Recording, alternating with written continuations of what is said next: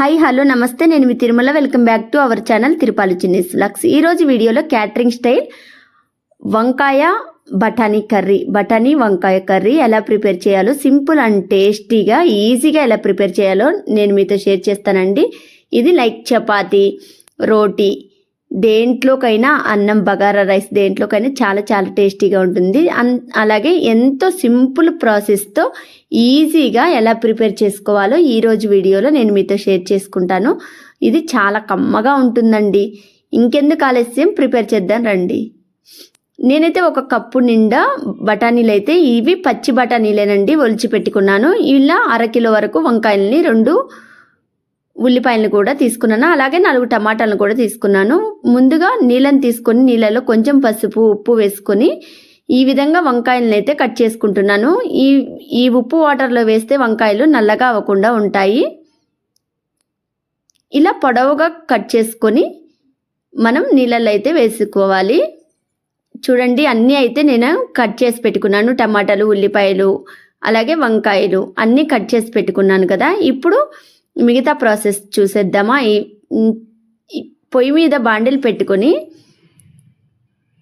తగినంత ఆయిల్ అయితే వేసుకోవాలి. క్యాటరింగ్ స్టైల్ అంటే వంకాయ లైక్ వీటిల్లోకి కొంచెం ఆయిల్ ఎక్కువగానే పడుతుందండి. ఒక 1/2 టేబుల్ స్పూన్ ఆవాలు, 1/2 టేబుల్ స్పూన్ జీలకర్ర, 1 టేబుల్ స్పూన్ శనగపప్పు, 2 ఎండుమిర్చి ఇలా తుంపలుగా చేసుకొని వేసుకోవాలి.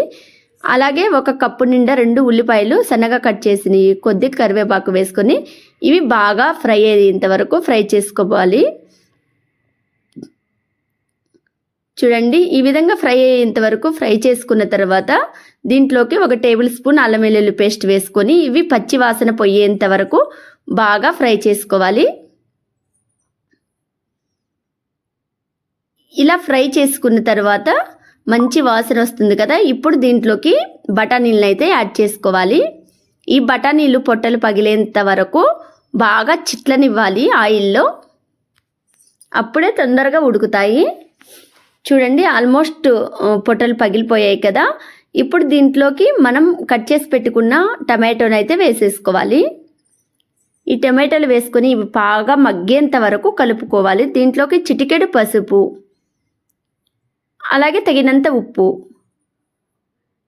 వేసుకొని బాగా కలుపుకోవాలి. మెత్తగా అయ్యేంత వరకు కలుపుకోండి. ఇప్పుడు ఇది మెత్తగా అయిపోయింది కదా. దీంట్లోకి వంకాయలని, కట్ చేసి పెట్టుకున్న వంకాయలను అయితే వేసేసుకుంటున్నాను. గుర్తుంచుకోండి, క్యాటరింగ్ స్టైల్ అంటే ఇలా పొడవుగా ఉంటేనే వంకాయలు ఈ కర్రీలోకి చాలా బాగుంటాయి. సన్నగా అయితే చాలా బాగుండవండి, చిన్న చిన్న ముక్కలు. ఇవి బాగా కలుపుకోవాలి. మూత పెట్టుకొని 5 నుంచి 10 నిమిషాల వరకు స్లో టు మీడియం ఫ్లేమ్లో ఉంచుకోవాలి. ఈలోగా మనం దీనికి మసాలాను అయితే ప్రిపేర్ చేద్దాం. ఎండు కొబ్బరి ముక్కలు, 2 టేబుల్ స్పూన్ల ధనియాలు, అలాగే ఒక 10 జీడిపప్పులు, కొంచెం జీలకర్ర, ఇవి కొంచెం ఫ్రై అయ్యేంత వరకు వేయించుకొని వీటిని పౌడర్ చేసుకొని పక్కనైతే పెట్టేసుకోవాలి. చూడండి, మూత తీసి చూస్తే ఆయిల్ పైకి తేలింది కదా. ఇప్పుడు దీంట్లోకి మనం తగినంత కారాన్ని అయితే వేసుకోవాలి.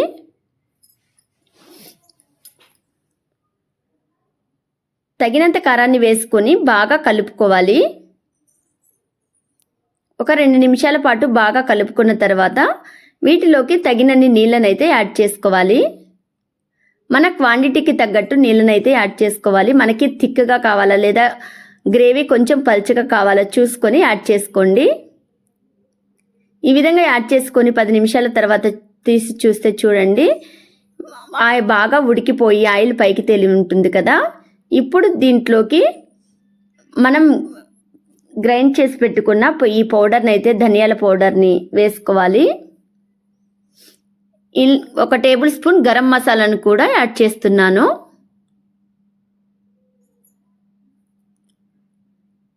ఇవి మొత్తం కర్రీకి పట్టేంత వరకు బాగా కలుపుకోవాలి. ఇలా కలుపుకున్న తర్వాత కొంచెం కొత్తిమీరని యాడ్ చేసుకొని బాగా కలుపుకొని మూత పెట్టుకొని ఒక 2 నిమిషాల పాటు ఈ మసాలాలు పట్టేంత వరకు ఉడికించుకోవాలి. 2 నిమిషాలు అయిపోయిన తర్వాత చూపిస్తున్నాను. చూడండి, పర్ఫెక్ట్గా ఉండే ఈ వంకాయ బఠానీ కర్రీ అయితే రెడీ అయిపోయింది. ఈ థిక్నెస్లో ఉంటే సరిపోతుంది. మనం తినేసరికి ఇంకా గట్టి పడిపోతుంది కదా గ్రేవీ. అంతేనండి, ఎంతో సింపుల్గా ఉండే ఈ వంకాయ బఠానీ కర్రీ ఈ వీడియో చూస్తూ ట్రై చేయండి. మీ ఫీడ్బ్యాక్ని ఖచ్చితంగా నాతో షేర్ చేసుకోండి. అలాగే వీడియో నచ్చితే ప్లీజ్ లైక్ చేయండి. మీ ఫ్రెండ్స్కి రిలేటివ్స్కి ఉపయోగపడుతుంది అనుకుంటే షేర్ చేయండి. మన ఛానల్ని సబ్స్క్రైబ్ చేయటం అస్సలు మర్చిపోకండి. ఇంకొక వీడియోతో మీ ముందుంటుంది మీ Tirumala. Thank you for watching. Bye bye.